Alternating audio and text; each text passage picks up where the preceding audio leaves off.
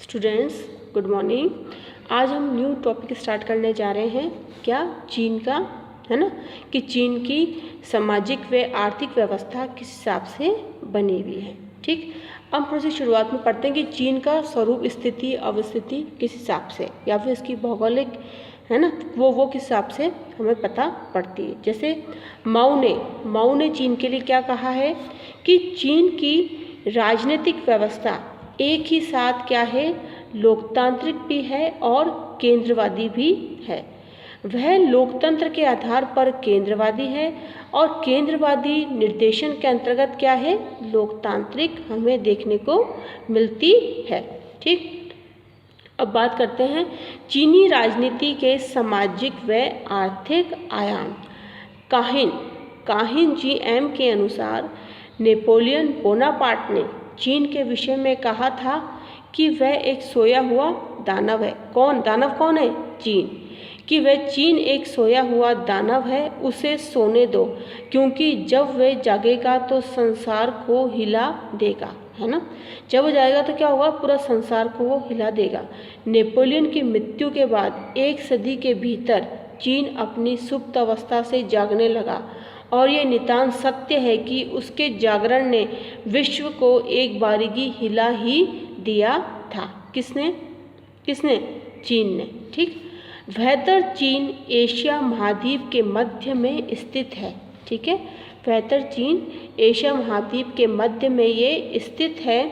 Korea की सीमा पर Yalu नदी से लेकर वियतनाम की सीमा तक पेलुम नदी का इसका विस्तार है। इसका विस्तार वहाँ तक इसका शामिल है। इसके दक्षिण में हिमालय पर्वत की श्रेणियाँ हैं और उत्तरी पूर्व में सोवियत रूस है। हिमालय पर्वत चीन को भारत, भूटान और नेपाल से अलग अलग करता है। बीजिंग इसकी राजधानी है। किसकी? चीन की। ठीक है ना। चीन एक बहुजातीय देश है। चीन कैसा है? चीन एक बहुजातीय देश है जिसमें हॉन अथवा चीनियों की प्रमुखता है। पूरे देश की जनसंख्या का लगभग 93% कौन सी है? हॉन जाति यहाँ पे पाई जाती है। अन्य मूल जातियों में मंगोल, हुई, तिब्बती, कोनियन और मंचू आदि प्रमुख है। कहाँ पे? चीन की ये जातियाँ है। वैसे 93% कितनी है? हॉन जाति के लोग यहाँ पे पाए जाते हैं।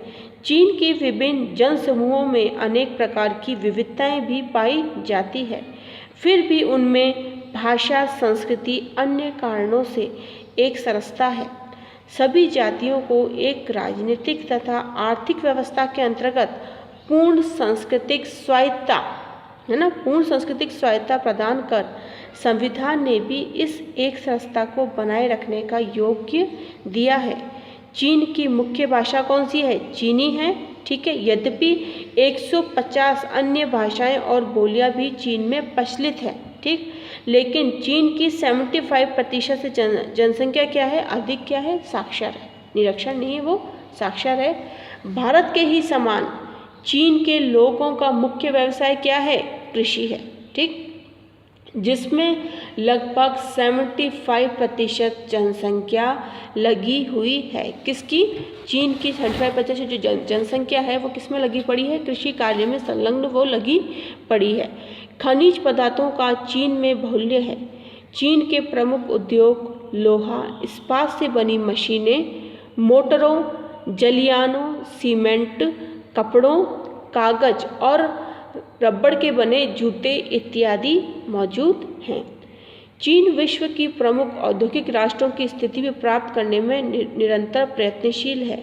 पिछले कुछ दशकों से चीन की आर्थिक क्षेत्र में उल्लेखनीय प्रगति में हमें देखने को मिली है। अब हम बात करते हैं, हमने चीन का स्थिति, अवस्थिति, ठीक है, 93% हॉन जाति के लोग पाए जाते हैं। मुख्य भाषा चीनी है। बीजिंग इसकी राजधानी है। चीन की 75% जनसंख्या किसी कार्य में लगी पड़ी? कृषि कार्य में वो अपना का मुख्य उनका प्रमुख व्यवसाय है। उद्योगों में भी क्या है? चीन को महत्व प्रदान किया गया है। अब हम बात करते हैं चीन की सामाजिक व्यवस्था की, कि चीन की सामाजिक व्यवस्था किस हिसाब से है। ठीक, चीन की सामाजिक व्यवस्थाओं की प्रमुख विशेषता क्या है? निम्न है, जिसमें फर्स्ट है विविधता राष्ट्रीयता, किसकी? चीन की, है ना। चीन में अनेक राष्ट्रीयता हैं, उनमें 94% होन जाति के हैं। यह चीन के समस्त भूभाग पर फैली हुई है तथा अन्य जातियों से अधिक समृद्ध है। इसके अलावा भी चीन में चियोंग, हुई, मंगोल, तिब्बती, ठीक है ना, मंचू, थाई, कोरिया जाति के लोग प्रमुख रूप से पाए जाते हैं। प्राचीन काल से ही चीन एक धर्म प्रधान देश रहा है ना। यहाँ विविध धर्मों के अनुयायी हैं। यहाँ के लोग कन्फ्यूशियस के विचारों से बहुत ही अधिक प्रभावित है, जो एक प्रमुख राजनीतिक विचारक भी हैं। ठीक, फिर हम आगे बात करते हैं कि चीन में बौद्ध, ईसाई एवं इस्लाम धर्म का भी प्रचार हुआ है। ठीक है, साम्यवादी धर्म को अफीम मानते हैं क्योंकि वह व्यक्ति के भाग्यवाद का पाठ पढ़ाते हैं। संघर्ष के विमुख रखना है। चीनी संविधान में व्यक्तियों को धर्म का विरोध करने का अधिकार है, लेकिन धर्म का प्रचार करने का अधिकार नहीं। चीन में अब नास्तिकों के प्रति आकर्षण और बढ़ रहा है। कहाँ पे? चीन के अंतर्गत। ठीक है, अब हम बात करते हैं चीन में अनेक प्रकार की लिपियाँ भी है, लेकिन जिनमें कौन सी लिपि है? चीनिंग और पीनिंग, है ना। चीनी पीनिंग लिपि यहाँ पे प्रमुख रूप से संविधान द्वारा इसको मान्यता प्रदान की गई है। ठीक, अब बात करते हैं परिवार की स्थिति। इसका जो दूसरा नंबर पॉइंट है, परिवार की स्थिति किस हिसाब से है। चीन में प्राचीन काल से ही पुरुष प्रधान समाज रहा है ना। पुरुष प्रधान समाज रहा है। परिवार का सबसे वृद्ध व्यक्ति परिवार का संरक्षक या मुखिया होता है। परिवार के सभी सदस्य उसकी आज्ञा का पालन करते हैं। परिवार में स्त्रियों का स्थान पुरुषों से क्या है? नीचे है। ठीक है ना। उनका प्रमुख कार्य परिवार के सदस्यों की सेवा करना होता है। किन कार्य? स्त्रियों का कार्य। ठीक है।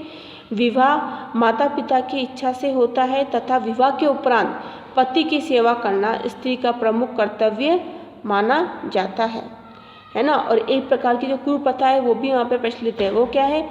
बहुपत्नित्व जैसी कुप्रथाओं के कारण समाज में स्त्रियों की स्थिति अधिक सम्मानजनक नहीं है। मतलब कि यहाँ पे कई परिवारों में एक से अधिक पत्नी रखने का भी रिवाज यहाँ पे प्रचलित है। ठीक है ना। 1949 में चीन में साम्यवादी क्रांति का प्रभाव परिवार पर ही पड़ा। स्त्रियों को शोषण से मुक्ति प्रदान करने के लिए उन्हें समाज में पुरुषों का बराबर अधिकार प्रदान किए गए। किसके माध्यम से? क्रांति के माध्यम से। अब बात करते हैं अपन पॉइंट नंबर 3 की, यानी शिक्षा व्यवस्था। कि शिक्षा व्यवस्था किस हिसाब से है चीन के अंतर्गत, है ना। चीन की प्राचीन शिक्षा व्यवस्था के अंतर्गत केवल धनी वर्ग के लोग ही शिक्षा से लाभान्वित हो सकते हैं। मतलब शिक्षा का फायदा वो लोग ही उठा सकते हैं। निर्धन वर्ग के लोगों के लिए शिक्षा प्राप्त करना क्या है? कठिन है। ठीक। 1949 में साम्यवादी क्रांति के पश्चात कुछ महत्वपूर्ण इसमें विकास भी किए गए। चीन साम्यवादी दल चाहता था कि चीन के नागरिक साम्यवादी दल का द्वारा स्थापित आदेशों की प्राप्ति में सक्रिय रूप से भाग ले सकें और यह कार्य शिक्षा के लिए संभव हो सकता था। अशिक्षा व निरक्षरता को समाप्त करके लोगों को उच्च व तकनीकी शिक्षा प्रदान करने के लिए व्यापक कार्यक्रम बनाए गए। देश के नवयुवकों को साम्यवाद विचारों के डालने का प्रयास भी किया गया। मतलब क्या, जो निर्धन वर्ग है उसके लिए क्या शिक्षा प्राप्त करना थोड़ा सा मुश्किल है, लेकिन जो उच्च वर्ग है उसके लिए क्या है? शिक्षा प्राप्त करना आसान है। वो चाहे तो शिक्षा ग्रहण आराम से कर सकता है। लेकिन मुख्यतः प्रभाव में कब दिखाई देते हैं? साम्यवादी क्रांति होने के बाद 1949 के बाद हमें कई मुख्य परिवर्तन चीन में देखने को भी मिले हैं। ठीक। अब हम बात करते हैं अपने आगे वाले पॉइंट की, यानी सांस्कृतिक जीवन। किसका? चीन का। कि चीन का सांस्कृतिक जीवन किस हिसाब से है। बोल सकते हैं वहाँ पे 1 जनवरी यानी 1 जनवरी एक त्यौहार के रूप में बनाया जाता है। वहाँ 1 जनवरी को नववर्ष का त्यौहार मनाया जाता है। लोग पकवान बनाते हैं तथा पटाखे छोड़ते हैं। कब? 1 जनवरी को। ठीक है ना। पकवान बनाते हैं, पटाखे छोड़ते हैं तथा चीन में चिंगमिंग के त्योहार के दिन लोग शमशान भूमि में जाकर आवश्यक वस्तुओं का ध्यान भी करते हैं और वहाँ बैठकर भोजन करते हैं। कहाँ पे? शमशानों में। ठीक है। चीन में 1 मई को मजदूर दिवस के रूप में तथा 1 अक्टूबर को राष्ट्र त्योहार के रूप में मनाते हैं। चीन में लोग अनेक प्रकार के खेल खेलते हैं, जैसे जिनमें है ताश, शतरंज, पतंगबाजी आदि प्रमुख है। आजकल चीन में फुटबॉल, बास्केटबॉल, वॉलीबॉल आदि खेल भी खेले जाते हैं, जो ओलंपिक्स में भाग भी लेते हैं। चीन के प्रमुख शहरों में संगीत एवं नाटक की भी व्यवस्था है, जिनके माध्यम से आजकल पूंजीवादी व्यवस्था का विरोध किया जाता है। रेडियो और टेलीविज़न जैसे साधन आम जनता सरकार के मध्य संपर्क का प्रमुख केंद्र वो बने हुए हैं। ठीक। अब हम बात करते हैं आगे सेना की भूमिका, है ना, कि पर्टिकुलर सेना की क्या भूमिका है चीन के अंतर्गत, है ना। चीन के संबंध में ल्यूसन पाई ने लिखा है कि विश्व के अन्य किसी भी देश में सैनिकों ने इतने लंबे समय तक राजनीति को इतने अधिक रूप में प्रभावित नहीं किया जितना कि चीन ने किया है ना। जितना कि चीन ने किया है। आधुनिक चीन की राजनीतिक सेना तथा सैनिक पदाधिकारियों के इर्द गिर्द घूमती रहती है। चीन में लंबे समय से विरोध का दमन करने वाले शत्रु देश के आक्रमण, है ना, देश के आक्रमण का मुकाबला करने में सेना की महत्वपूर्ण भूमिका निभा रहे हैं। साम्यवादी क्रांति के बाद सैनिक नेताओं ने सैनिक नियंत्रण समिति, सैनिक प्रशासनिक समितियों के माध्यम से चीन पर शासन किया है। सांस्कृतिक क्रांति के समय में भी जन स्वतंत्रता सेना में महत्वपूर्ण भूमिका का निर्वहन किया है। बात है 1973 की। सामरिक दल ने 10वें अधिवेशन का उद्देश्य सेना व अन्य महत्वपूर्ण क्षेत्रों पर सामरिक दल पर नियंत्रण स्थापित करना था। दल की केंद्रीय समिति और राजनीतिक समितियों ने सेना प्रतिनिधित्व कम कर दिया गया, परंतु फिर भी अनेक महत्वपूर्ण पदों पर सैनिक अधिकारी बने रहे। माओ की मृत्यु के बाद हुआ कुओमफेंग का जो सैनिक सहायता लेनी पड़ी थी, उन्हें सेना का समर्थन प्राप्त था। आज भी चीन सामरिक दलों की महत्वपूर्ण पदों पर सैनिक पद अधिकारियों की बहुलता है।